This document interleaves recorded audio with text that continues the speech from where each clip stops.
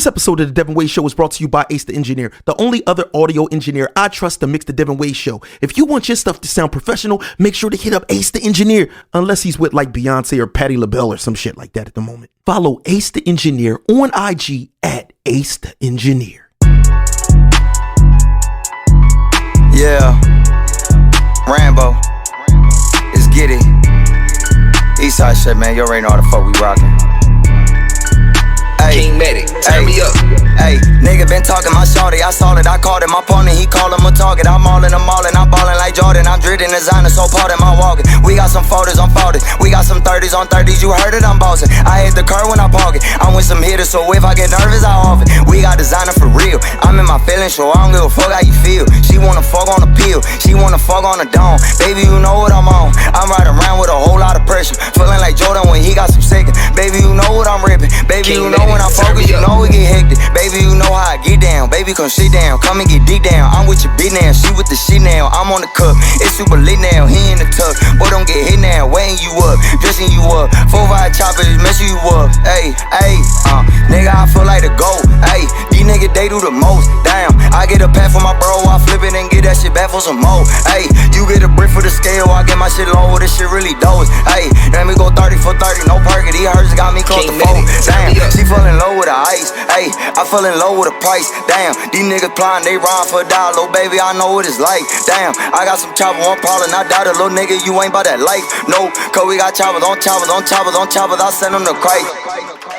Yo, what up, what up, what up? Welcome to another episode of The Devinwade Show. I am your host, Dev Wade, a.k.a. Dangerous DevNasty, a.k.a. Choke Your Mom Out, a.k.a. Choke Your Pop Out. And today we have another special guest. But before we get to them, to the left of me, always, the Water Kingdom herself, our fashionista, Waleska D is in the building. Hello, hello, hello, beautiful people. Kisses to all of y'all. Mwah. And right behind her, of course, is the Puerto Rican pervert himself, the Thurman Street Pumper, Camden's own, Puerto Rico's own. Salary lover. No, celery lover. And I'm a salary lover too, Both. You know, we on that healthy. the bull fake ass DJ Healthy P, fill it in for Chelsea Lee still. And Chelsea Lee's coming back, by the way. So just so that y'all know, so y'all not in the motherfucking comments going fucking crazy. Right, with a 1,000 questions. Don't ask no questions. Just watch the podcast. Relax. Yeah, we good. But today we have a special guest on our show. And all I want to say is bonzai! Because the man in the building right now is who y'all know of as Crimefaces. But it is AC of Crimefaces is in the building right now, y'all. Yo, what's going on, man? What hood is this? What hood is this? Know. Listen, man. Listen. I'm gonna start off by saying this, and I told you this before. I hate fight videos online. All that World Star, people yelling out World Star, jumping people, all of that shit. Right. I've always hated it. One of my kind of like pet peeves of just ignorance and what I call niggerdom. You know what I'm saying? Right. But I came across this dude's page, and me and my girl, shout out to my baby Veronica, was addicted to this dude's page. And the reason was just like I wasn't into rap as a young person until I came across intelligent lyrics. This dude is so intelligent the way that he describes people getting beat up.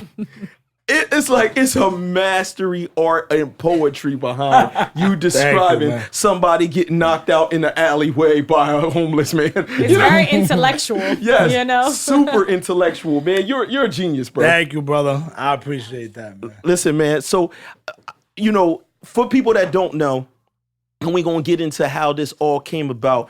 But if you don't follow at Crimefaces on IG.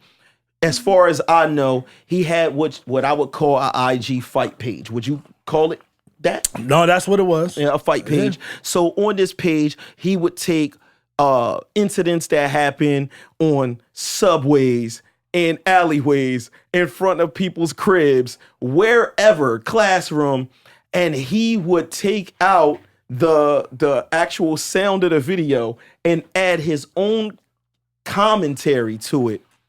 but the commentary was this intellectual, heavy New York accent and slang mixed with alliteration. For those who don't know what alliteration is, look it up. You know what I'm saying? You know, and you just delivered it in a way that's fucking hilarious, bro. Thank you, brother. Fucking hilarious. And so he took it from that all the way to becoming a legit commentator in real sports and things like that. So I want to talk to you. I want to talk to you about that journey. What made you start the whole Crimefaces page in the first place? All right, well, I started the Crimefaces page like probably about 2 years ago, and I saw everything was online. Everything was popping. I noticed Instagram was the one that was lit, so I wanted to learn it. So I went on it. I started messing around with it. I did a couple of posts, and I'm a crime head. I read true crime. I watch true crime. I'm all into that. I read mad books. So I was like, all right, let me put it out. So I started putting it out like serious, like reporting crime, and then that got monotonous, that got boring. So everybody was like, yo, you mad funny. Just talk your shit. You know what I'm saying? Just play around with it. So I said, all right, how can I differentiate myself from everybody else? So I just turned off the volume, and like I said, I read mad books. I like studying human behavior.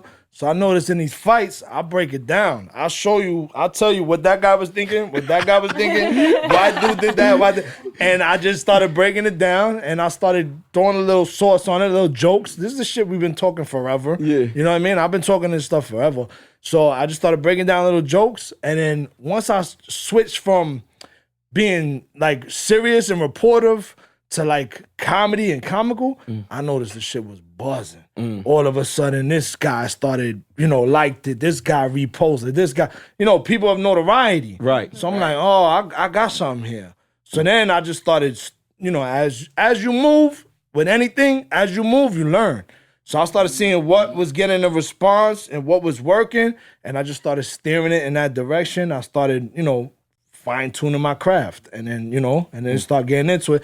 And then all of a sudden it turned into a brand. Then all of a sudden you're saying, all right, what comes with a brand? Catchphrases. All right, so boom, what hood is this? Bonzai. So what was first, the what hood is this or Bonzai? Bonzai was first because Bonzai came from Madden, probably 99. Okay. When I played Madden on video games, I would scream Bonzai, and it's just hanging out with the fellas. That's what we did. But then what I was doing is, like, I studied the Instagram, and I noticed, to get engagement, a lot of people, like 90% of the people on Instagram, they want to correct you, they want to come at you, they want to.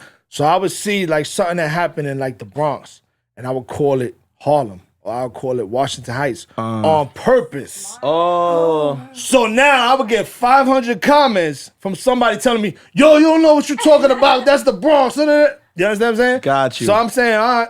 But then what ended up happening is people started acting like I didn't know what I was talking about. Started questioning my credibility. But there's no question of my credibility, you know what I mean? So I said, you know what?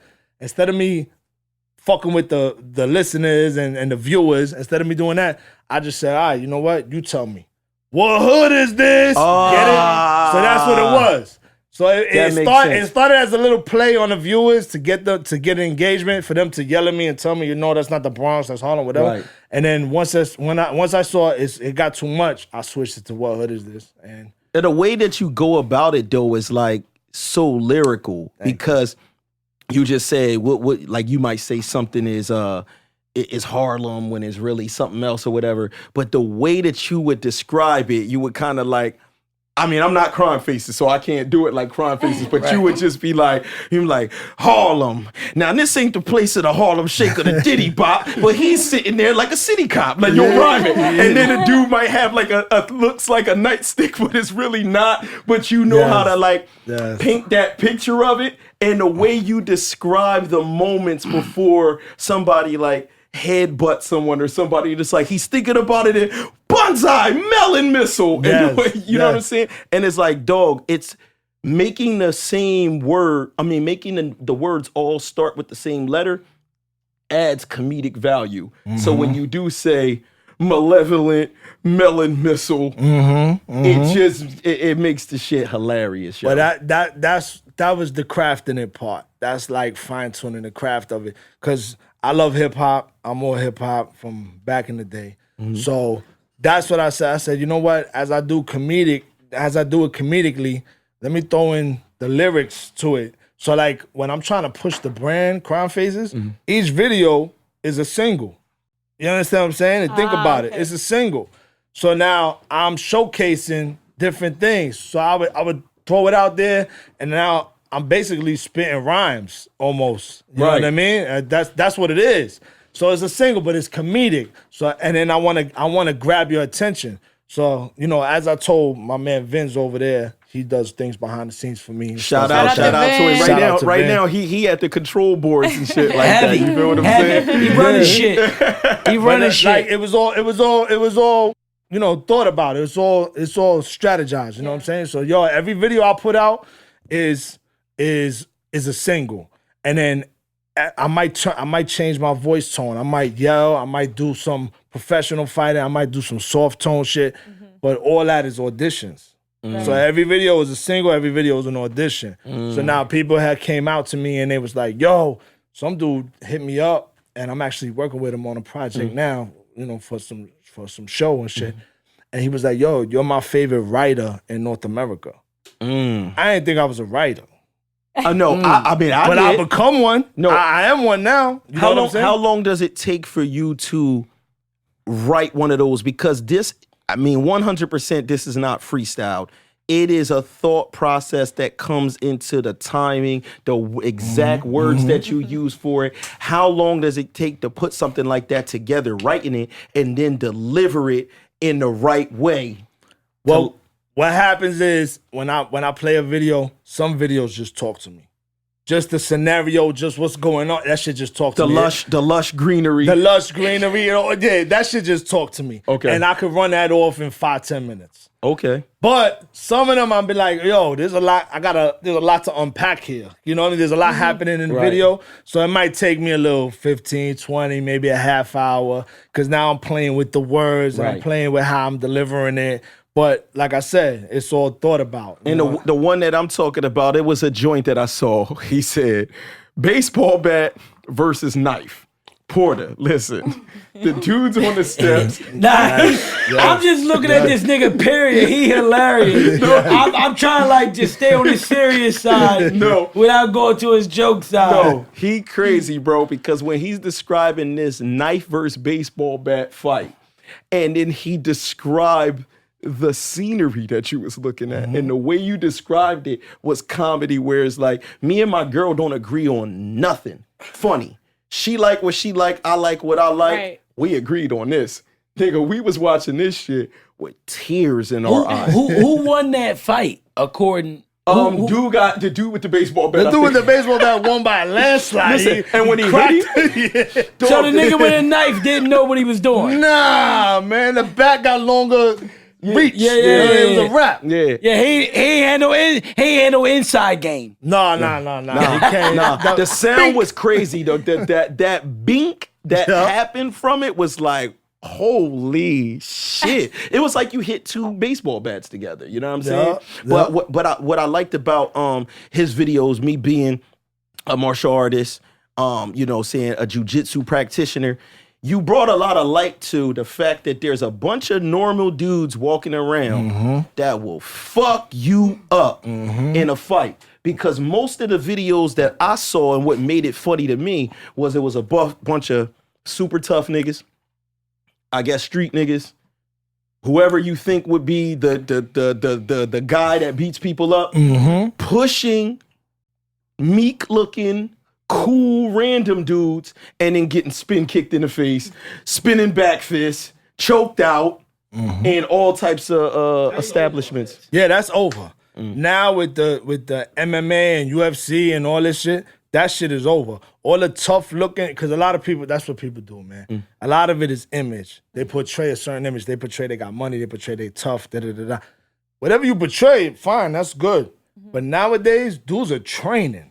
So you might have a redhead, buck-tooth, nerd-looking motherfucker. It's ready to try you. My bad. I don't mean to cut. And he will fold you. He'll stuff your hands and your feet in your Timbs. Regardless, you know what I mean? You could try to be as tough as you want, but he's training for this. He know what he's doing. And look, and them type guys are waiting for a challenge from like a fraudulent gangster like yourself. They're dying for that. You know, they want to get tested. They waiting for a nigga to go, ooh, and nigga, and then they just knock a nigga out and you like sleep and they like, yeah, it's over. Like, and they know in 5 seconds if you're a trained fighter or not. They know in 5 seconds. Right. You know what I mean? As soon as they jump into whatever, you jump into some fucking street bullshit, he know he gonna rap. Everybody, he gonna rap. First thing niggas start doing is pulling up their pants. If you pulling up your pants, I already know you're done. Yeah, that's it. That's real. I know you done. I point that out. I point that dudes with their pants sagging, with their shoelace unlaced and this and that.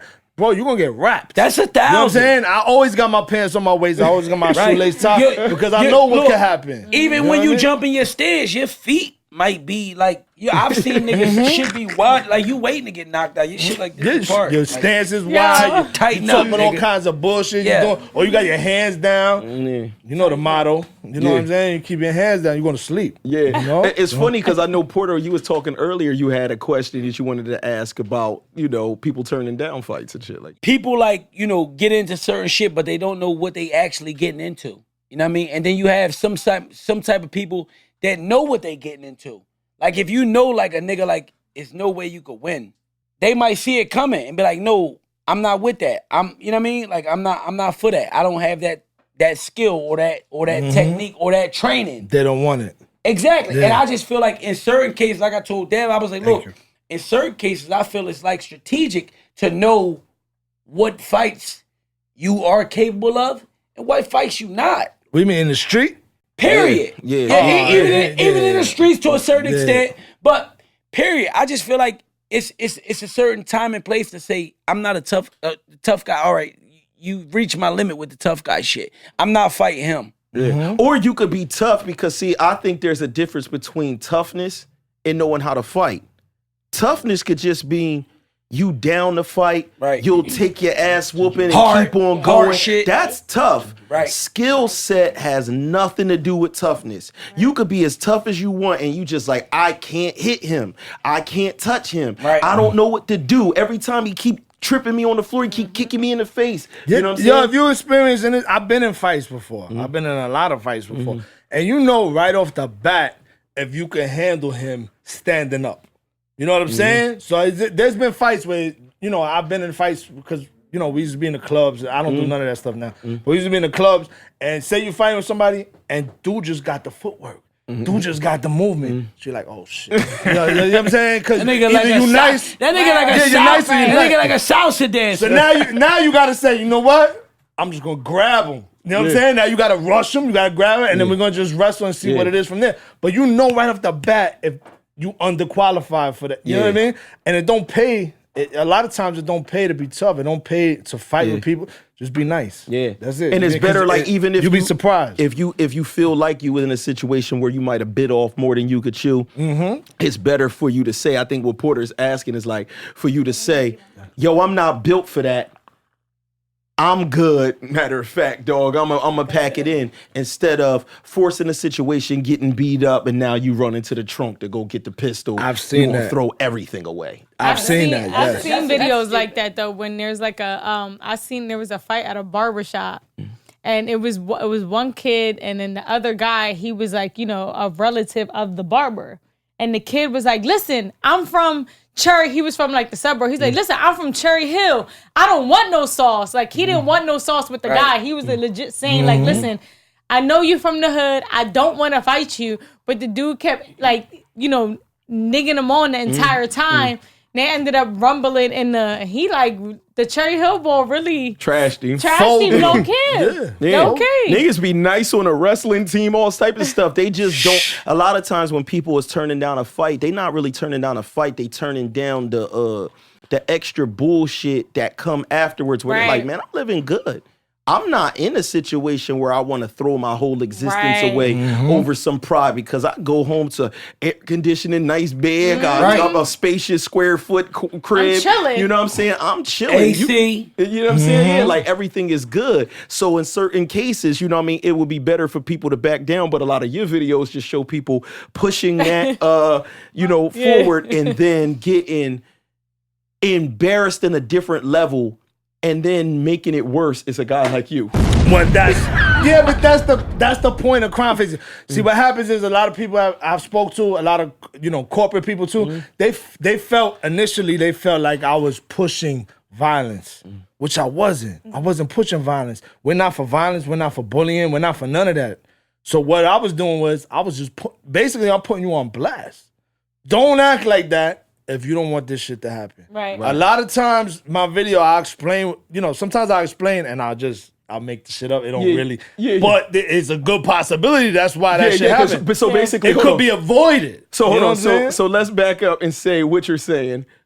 For comedic things, he'll describe what he thinks that dude's work day was like. So if He creates the scenario. right, so if dude had on khakis and a tie or something, he'd be like, he had a hard day at work. He breaks down. He might be on child support. That bitch is bought cheating on him. Right. You don't know what somebody going through. No, that's And then true. you're gonna mess with them. No, and you that's don't know, real. you know what I'm saying? You don't know what somebody capable of. Somebody could be scared of you. Yeah. The most dangerous person in the world is the person that's scared of you. That's a fact too. You know what I'm saying? So if you're gonna press intimidation, Right. you're gonna get whatever you get at that point. Right, You and I back noticed somebody into a you wall, did that. you're gonna get it. You did that with the father-son video where the dad told him, put your dukes up. Yes. And Yes. so you said, put your dukes up. And then when he was ready to fight, he said,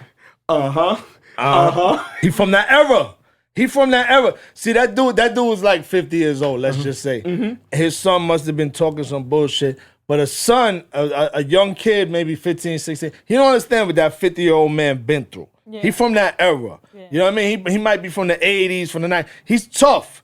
But at the same time, that dude works a full-time job. That dude busts his ass. He's on his last limb. You know what I'm saying? Which his is wife tough. might drive him crazy. He been trying to diet. That diet ain't working. He's on his last limb. You understand what I'm saying? And now his son gonna talk some slick shit. He's gonna say, all right, put the gloves on, bro. Let's go outside. Let's talk about it. Right. But he still pops. Pops can Right. still, you know what I Yeah. mean? And he still love him. Yeah, of course he love him. Still love but him. he gonna show him this is what it is. I'm the boss here. You know what I'm saying? Nah, and that's what that absolutely. video was. You know what I like about you though, because when you see a lot of fights, you really don't know what that person was thinking, how that person day was, and how that led up. You just see the clip of the fight. Right. So he basically paints the picture for you. You're just sitting there like, you know what? That could have happened. Right. You know, and it makes you look at it in a different perspective. Like, and you're just like, you know what? He might have had a fucked up day. Yes. And you know what? This guy came to fuck with him. That's what that guy get Yeah. for fucking with that man. Like, you just give a totally different We could perspective. all relate. Exactly. It's like Yeah, you you like can- the Smokey the Bear of smoke. Like he's trying to warn people. You don't want this forest fire Right. that might be waiting for Just your be head. nice and show love. That's what I've been doing from day one. I've been showing love. I show love to you. I show love to you. I show love.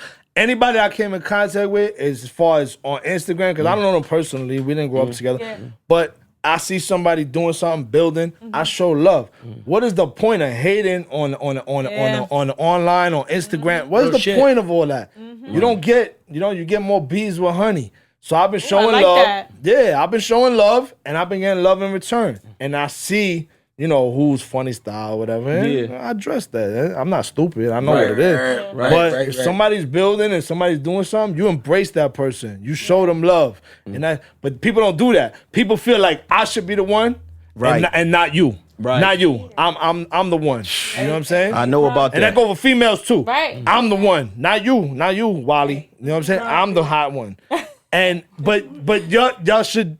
Nah. I know You understand exactly. what I'm saying? Yeah. Yes. Nah, that's a fact. That's a fact. That's 110%. Let's go back. Let's take it back to a little bit before Crimefaces, before you actually decided to go ahead and this was what you was going to do. What exactly was you doing prior, if there was anything, that led you to like this? That's a good question. That's an excellent question. what I was doing is I was always brought up like we work, we do, we work, we do businesses, this is what we do. But then I saw how the internet took off, and I saw how everybody was popping on the internet. You know what I mean? So I said to myself, I said, yo, I need to get in this game. Naturally, I read a lot of books. Naturally, I'm intelligent. So I see another sport happening, and that was the internet. There was a sport happening. So I jumped in it. That's what I jumped in. You know what I mean? So I said, yo, let me make an Instagram page. Let me learn the internet. Let me see what everybody's doing. And that's what it was. What year was that? The beginning of 2019. Okay. I just started. Okay. But when I do something, I learn it. I learn it down. This is a sport. The internet's a sport. Social media is a sport. Social media is numbers. So whether I hit 50 home runs, 150 RBIs, or I could hit every three-pointer, or I could, it's all no. If I throw 50 touchdowns, or if I get 50,000 views, 100,000 subscribers, it's all numbers. The whole world is numbers. So you put up numbers, that's what it is. So that's what I saw. I said, oh, okay. The whole world is numbers. Numbers is money. That's what it translates to. Right. So that's how I said, okay, how can I put up the biggest numbers? So that's what I did. I said, yo, let me start an Instagram page. Let me learn how the algorithm works. Let me learn how this works. Let me learn.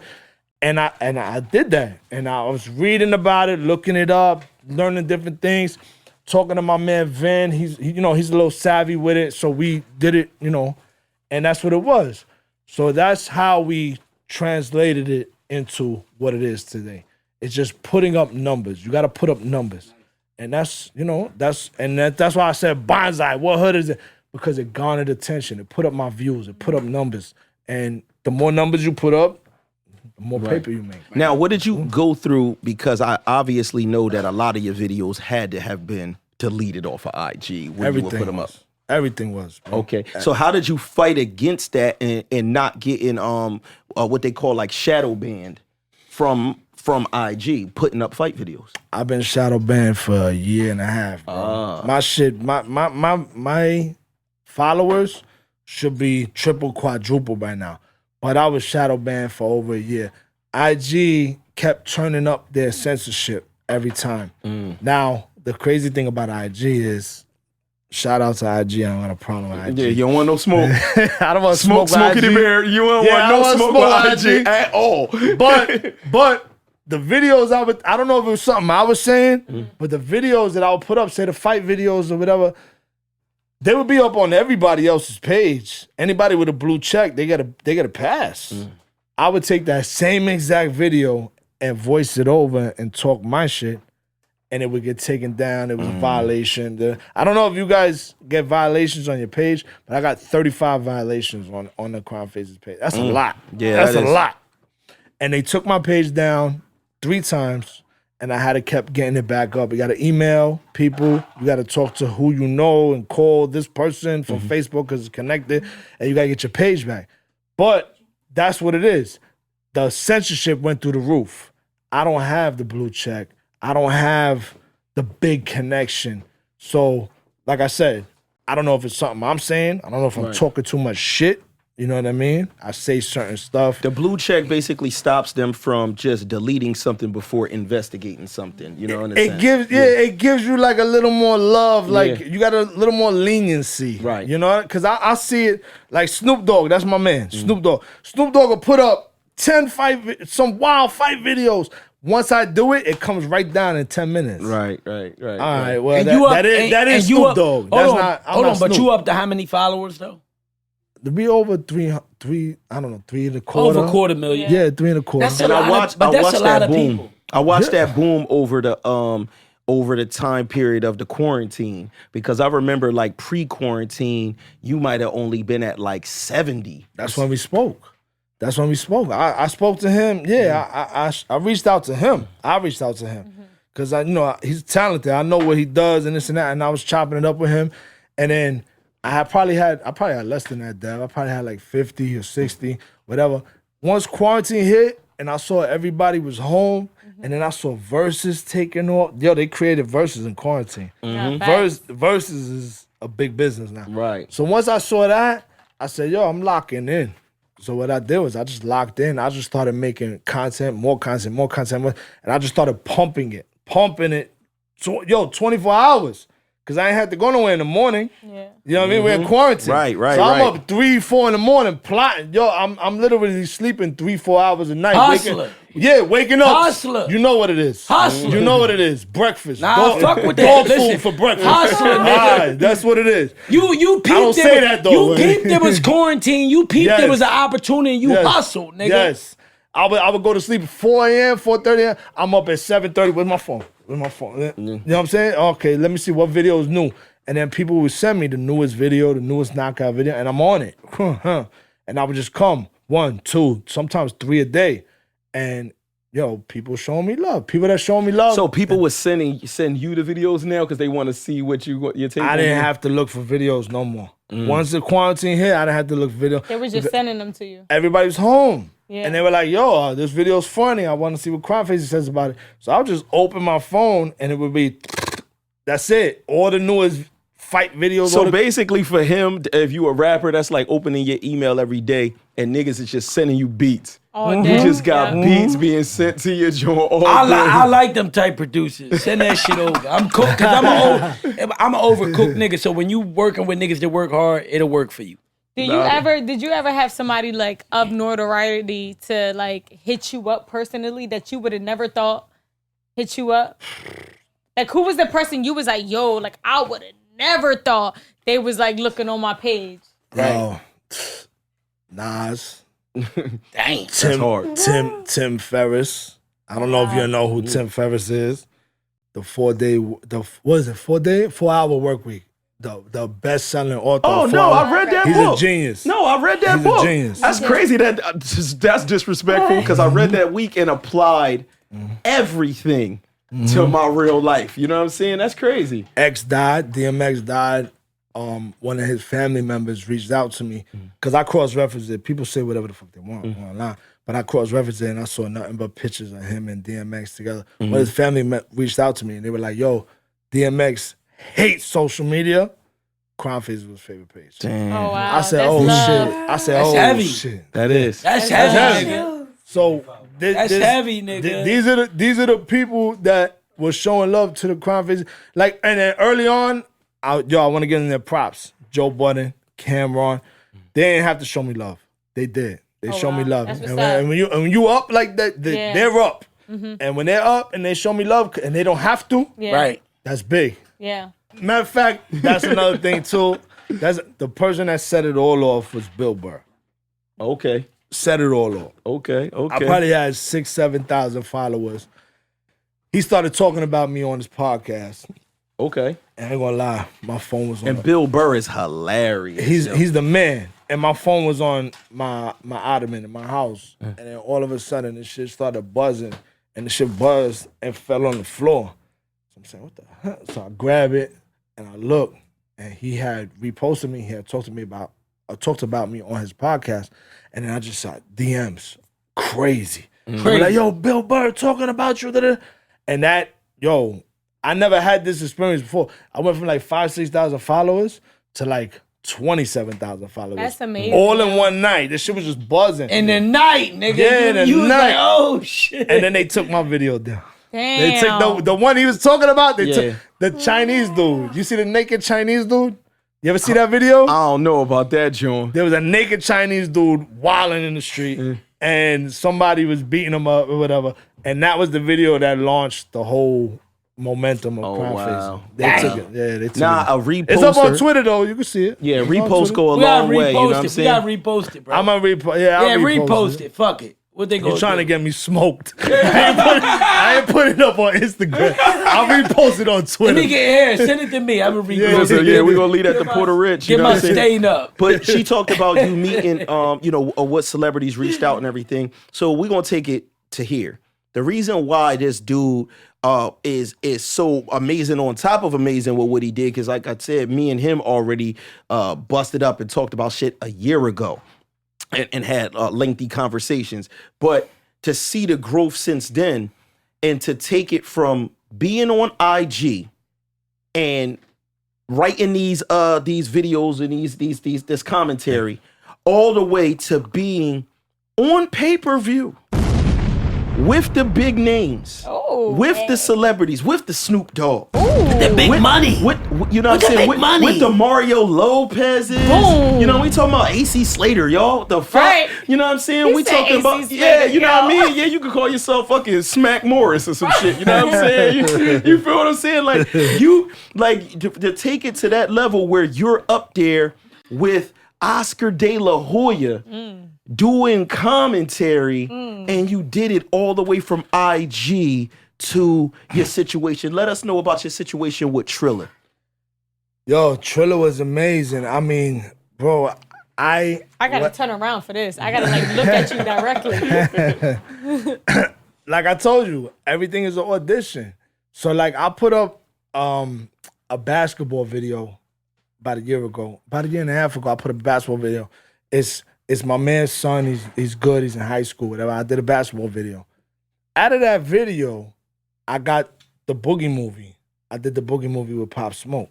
Oh, I saw That was off of that video. So once that happened from Eddie Wong, shout out to Eddie and Ralph too. They put me on. So once I saw that, I said, wow, IG is moving. Right. It's giving opportunities. So then I started doing, at that point, I started pushing more professional fights, boxing, MMA, this and that.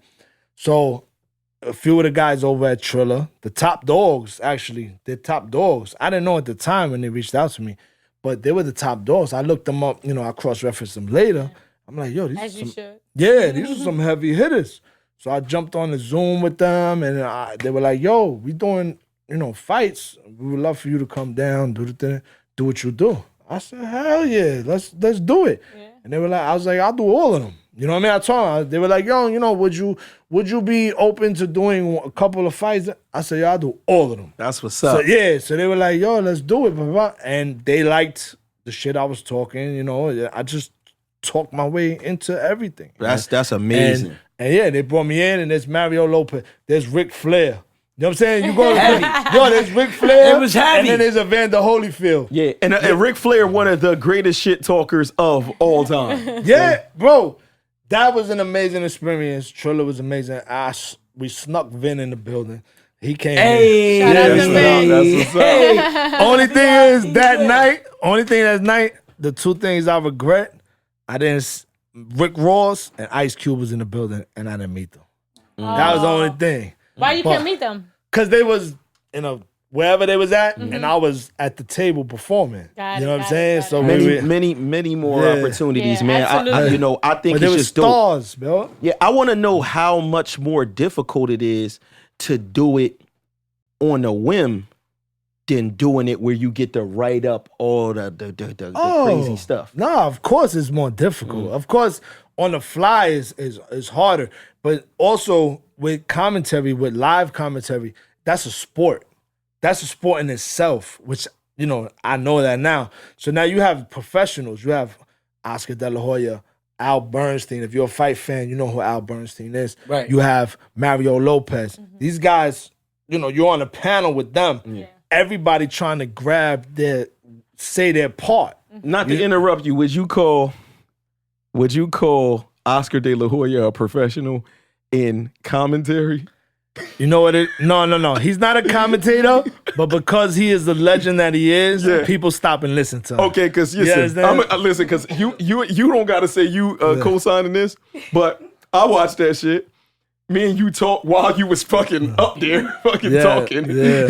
He texted and talking at the same Yes. time, and Oscar was wilding.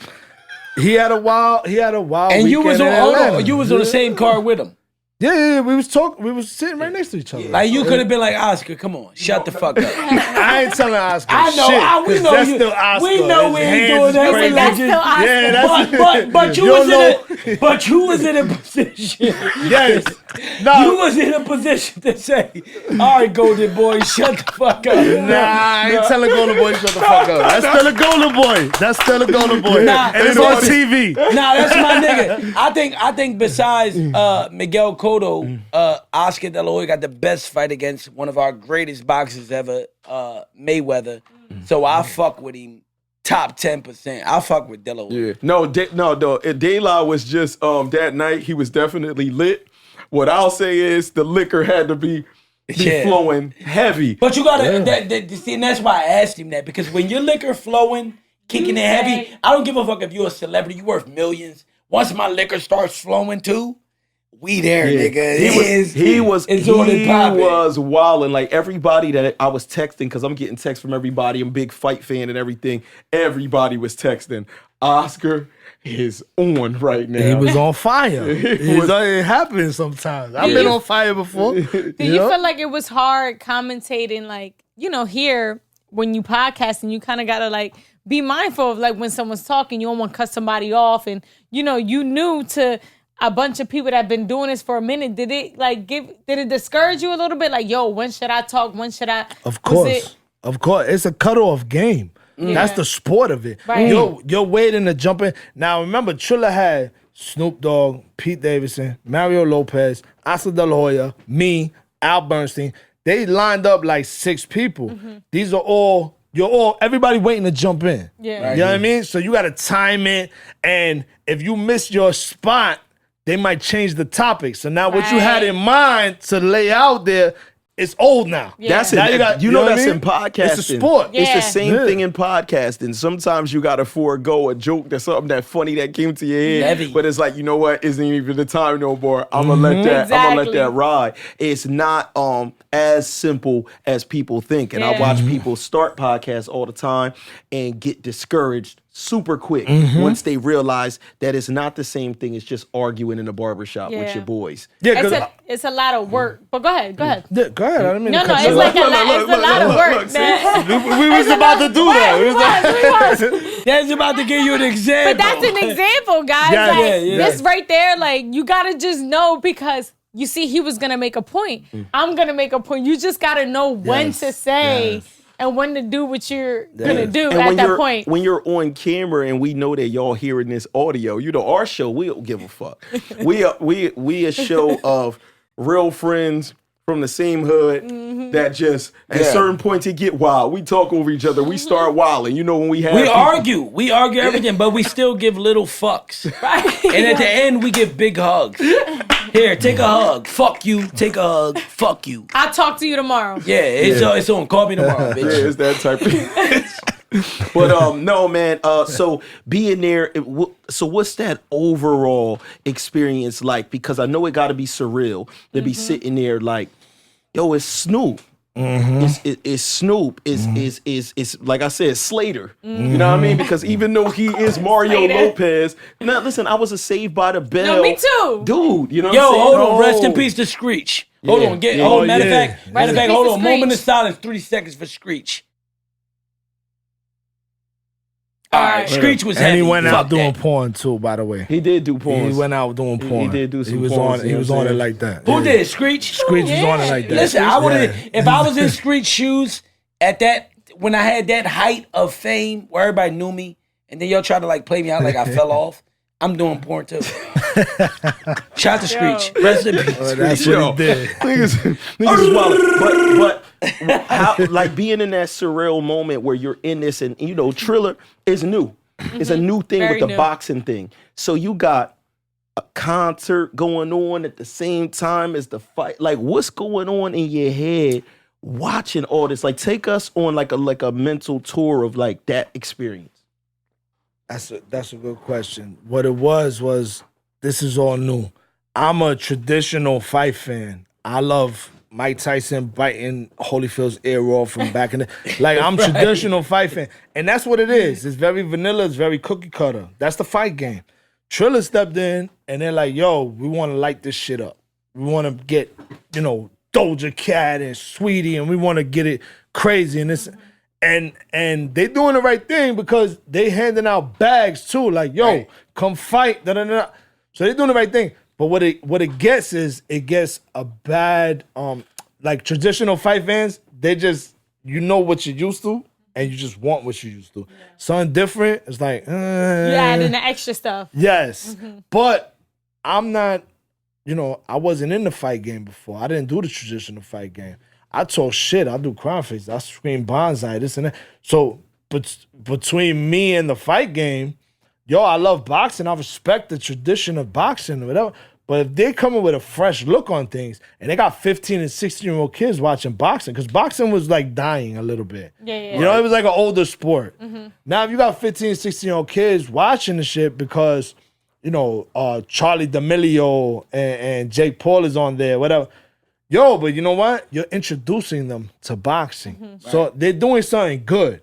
So that's what it was. So now, yeah, you're going to get a little backlash from the traditional fighters, but does it become hating. so I want to ask you said they hating, right? They I want to hating, bro. ask you, right? And just to play devil's advocate. What if it's not hating? Right? What if it's this? I know it's hating. But what if this?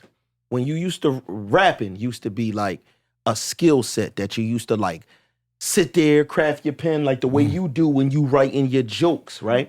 It used to be about who could put the words together the best. Like you talked about Nas, and he was one of those dudes that sat there. So imagine there was one time where there was the Nas, and he was sitting there getting the craft together, and if he got super nice at this, where it was undeniable, he could walk in that office and spit, and people be like, yo, we got to get him. Let's get him with the right producer. But now a dude could say, yo, I'm going to run by people's like vending tables and knock they shit over on IG and scream out a catchphrase.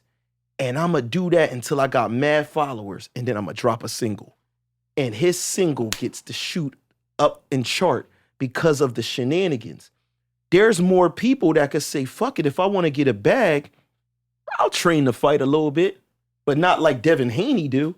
Not like the real, not like like Tiafimo, like not like Lopez. I'm going train to fight, but then I'm gonna go on IG and do wild dumb shit to the point where I could get enough attention to say, yo, Jake Paul, square up with me, dog. And now you fighting on pay-per-view and making more money than a dude that been in the gym every day. And I think that's a little bit what some of the boxing purists are afraid of will happen to the sport. I think get it. That's it. They're not getting professional. They're not getting professional people. They're getting people that's just kind of trying to get on a wave just more for the dollar. Because of what you know, well, we all got to be clear here. He's not Crimefaces. They are Crimefaces. This is AC of Crimefaces, so I naturally end up calling Crimefaces. But because of what you said earlier, it's about them numbers. So at the end of the day, if a dude got 20 million followers on IG, he could get a fight now with a nigga like Mayweather. That's. But how's it crazy? Because you got to think about like this, right? Remember in the rap industry when 50 first came out, who did he go at?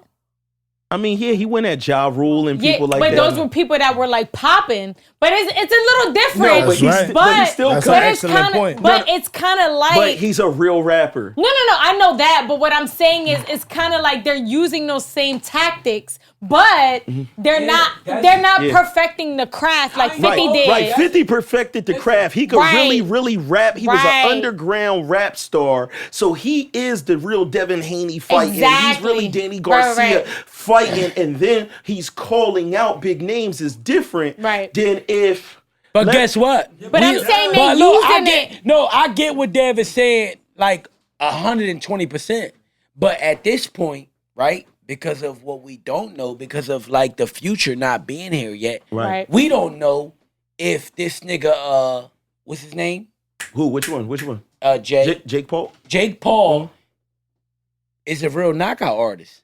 No, all I know, like, because I watched his highlight tapes. Yeah. He was really No. niggas out. He really, no. So people are going to sleep. What I'm saying is, what happens to people is the people that mastered the art now are afraid that they might not be able to benefit like the people who mastered the mouth. Right. So now what happens is the sport is about who could get more attention before the fight, not about who could fight the best. I'm gonna be honest During with the you. fight, right. In my opinion, I would tell those guys, like, listen, I'm gonna be honest with you, right? And this all depends on potatoes and tomatoes. This all about Potatoes tomatoes. and Yeah, tomatoes. potatoes and tomatoes. Like, listen, your art is not that immaculate if my man's still able to knock you the fuck out. I think what he was saying is basically what I was saying. Like, this guy, we don't know. basically you got people coming in that's not really perfecting their craft. And he's coming in fighting these people. Well, he didn't fight them yet. No, he's fighting basket. He's fighting. No. So what? So you got to remember, there's two different people. You got Logan Paul, who's fighting. You know the Mayweather fight. It's something different. The Mayweather fight with Logan Paul, that's something different. He's fighting a real fighter. Right. But what I'm saying is the fact that people are afraid that two celebrities can just say fuck it, we'll fight, and people will spend the pay-per-view money on that. Instead of paying for like the underdog. They're not even, these are the real elite fighters in the world. No, that's what I'm saying. But kind of like, they're the real elite, but essentially they're not as popular as the other ones. So what happened is just like this is what I'm saying what happened. Bro, Jadakiss is way nicer than Lil Pump. Right. Lil Nas X. Right. But if you turn Lil Pump and Lil Nas X, they put up way bigger numbers than Jadakiss. Correct. So that's the point. So what I'm saying is that be the things that they be afraid of when they talk about the kids with the colored hair or whatever the case may be, is the fact that, okay, your job before wasn't to be a marketer. It's a shame that in a time of art, right? A person is an artist and it's just like, oh, well, he don't got the swag. Yep. That wasn't a requirement. He don't got the personality. That's the thing. Niggas is acting like that was a part of the job. It wasn't. It is now? It is now. It's just as important as your training. It is your now. social media is just important. If you want a bag, you need to hire a trainer, and then you need to hire a social media And what I'm saying is there's a shame because for some people, you had a talent of singing. Let's say you just was excellent at singing. Right. Man, back in the day, they just wanted the talent of singing. You could have been a fat lady.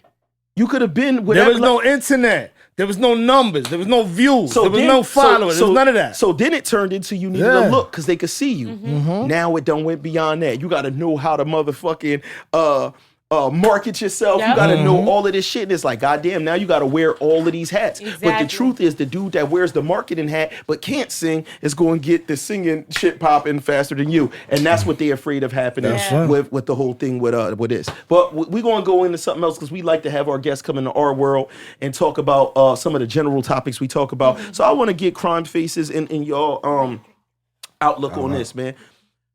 In relationships, how do y'all feel about people break up, they go through what they go through, and when they done with that relationship, they ask for shit back that they gave the person during the relationship? That's horrible. I'm actually kind of going through a situation like that currently. Okay. You know, talk to us. I'm not gonna put their name out there, but they know who they are. We don't need names. We just need the brands that you got to get back. You know, it was more of a thing like, you know, when somebody gives you jewelry, a necklace, you know, purses, whatever the case may be, this particular person was like, listen, I want you to pack all the stuff that I bought you and give it back. And I was just like, okay, you want to do that?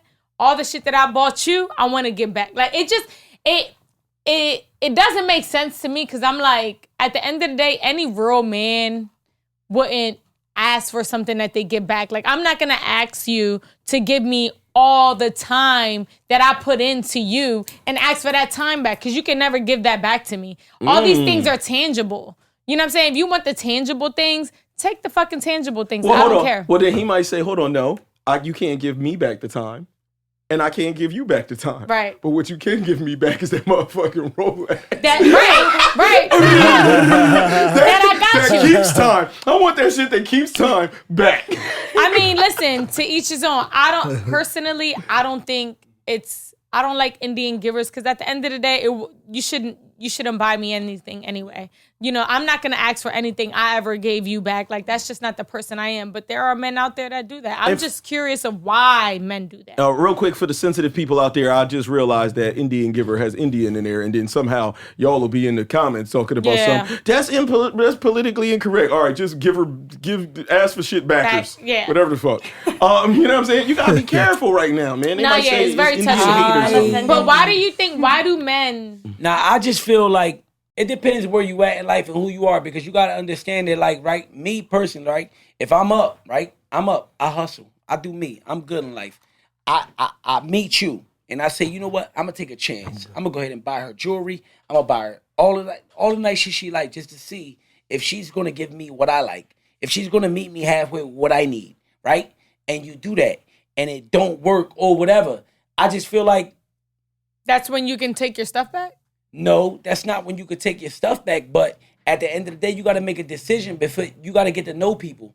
And if you know that, like, I just feel like if you involve yourself in a person like that, and like you don't feel like the reciprocation. Yes. Then like I agree. It may be a situation where like you might not even want to take it back, but you might want to cut it off. Like, It's a L. I'm not doing no more for L. you. Yeah. So what about if y'all made a so say if, for example, you and your significant other, God forbid y'all break up, all the things you invested in her, and maybe it's not a breakup on bad terms. It could be something like, you guys aren't meant for each other, or y'all just grew apart, whatever the case may be.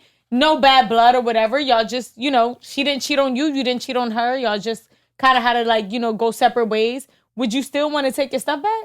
No. Why does it have to be a negative? No, but the split up of the stuff should just be amicable at that point. Okay. You understand what I'm saying? Yeah, but because that's because rewind it. Rewind all the way to the beginning of the relationship.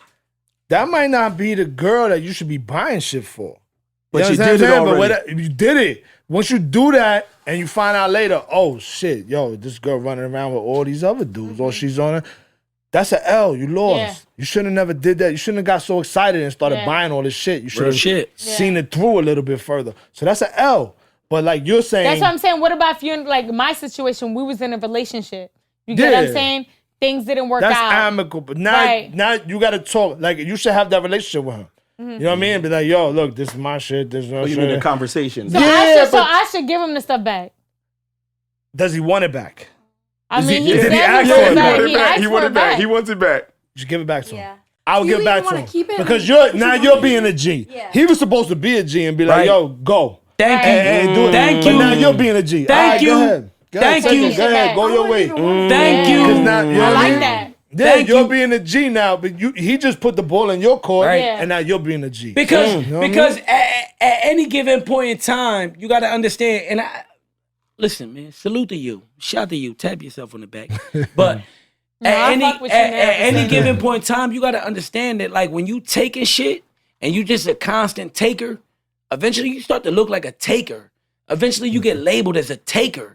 And I don't give a fuck what nobody, you could try to paint it as though I'm gangster. I take. That shit only gonna go but so far. At the end of the day, you eventually gonna look weak. You can't get shit on your own, nigga.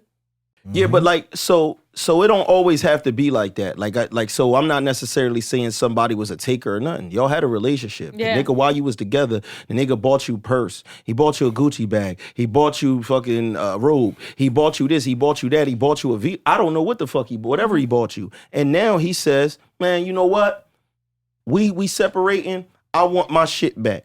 I'm gonna tell you how I feel about it, me personally. Please tell me. If I give somebody something and then we break up, I'm going to take the L. I'm not saying I'm taking the L and I just feel like nothing about it. Like, man, that shit don't bother me. Trust me, I've been in situations before where we was together for years.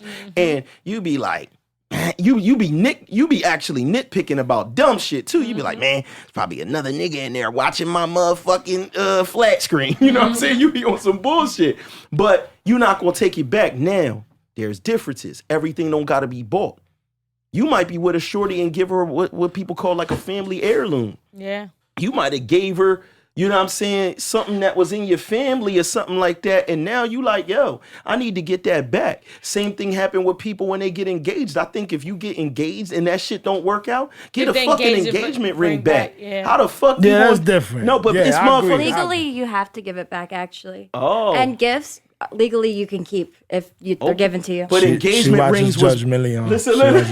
watches- So, listen, man. That's our legal expert. Yeah, word That's our up, legal word up, expert. You word have up. to give it back if it doesn't work out. Because you kind of making an agreement. I'm giving you this ring based on the fact that you're going to marry me. But there's a lot of people who be like, no, you gave this to me. So I think with stuff like that, because even with me, I was in a situation before where somebody gave me something that was like, you know, this shit that I'm into, like comic book shit.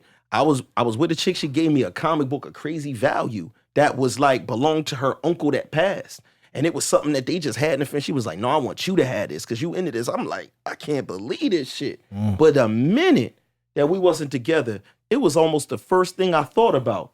Here, you gotta take this. You know what I mean? Like you got. Oh, you voluntarily give it back to him? Yeah, Should've man. said Because you you lost know, it. you know the should've said you meaning lost behind it. it. Nah, son. No, I wasn't doing that. It was automatically like I can't just have this. You know what I'm saying? Because that was something that belonged to your uncle that passed away. On top of the actual value of it, I'm like, nah. Come get this, John. That was valiant. You No, know that what was I'm saying? valiant. I like that. And I like, and even like for him, he gave me the ring I gave. So like I gave him like a Cartier ring, and it had like our names inside of the ring. He actually sent that back. So in my head, I'm like, you know what? Let me just give all his things. I'm not gonna give everything, but like the major valuable things that like have his name on it. It just makes sense to give back to him because, like, even if I move on, I'm not gonna take a chain that says me and his name on it, or Mrs. his last name or something. So those things, yes, I will give back to you. But anything else that you could have melted it, took the diamonds out there. I mean, I could have, it takes more time to do that. I'd rather just give it back to you and just get you out my hairs. But we know we got everybody's opinion on that, man. Listen, we about to get up out of here, man. I want to thank Crimefaces for coming on the show. And I'm talking about the whole crew, Heavy. Vinny and AC that you see right here, man. Of Crimefaces. Man, I appreciate you, man. There's a lot of insight on everything, man, and I could see a super bright future for you, man. And I know that you got a podcast that's coming as well. Yeah. We got the Crimefaces and Friends show. We're trying to friendly up the name, Crimefaces. Crimefaces sounds mean, sounds scary. So we did Crimefaces and Friends. We added and Friends. So you think about Jennifer Aniston, and it sounds nicer. Real quick, along with the podcast, because you know I like to give give flowers. Yeah. Besides the podcast, you got merch, nigga. Oh yeah. Hold on. You got merch. Oh nigga. yeah, shout out to the This hat is so clean and so crispy. The embroidery, everything. Look at the t-shirt. The t-shirt is stacked. I see you got the hemp tags on there. Yeah. Go to richardson.com. I just did a collab with Richardson, Andrew Richardson. He's actually the guy that did the Madonna book with Big Daddy Kane back in the day. Wow. He's a big-time designer. Yeah. Andrew Richardson, serious. We just did a Crimeface and Andrew Richardson collab. His merch is official, now. y'all. Crimeface merch is official. Crimeface is official. You heard it here first on the Devinwade Show. Make sure you tap in, get you a t-shirt, get you a snapback, clean shit, quality shit, and just tap into my man. Thank you, brother. Listen, with that being said, man, for the Devinwade Show, for myself, for Waleska D, for Porter Rich, for, for Crimefaces, for the Nasty Girls, we out of here, man. Peace. Peace.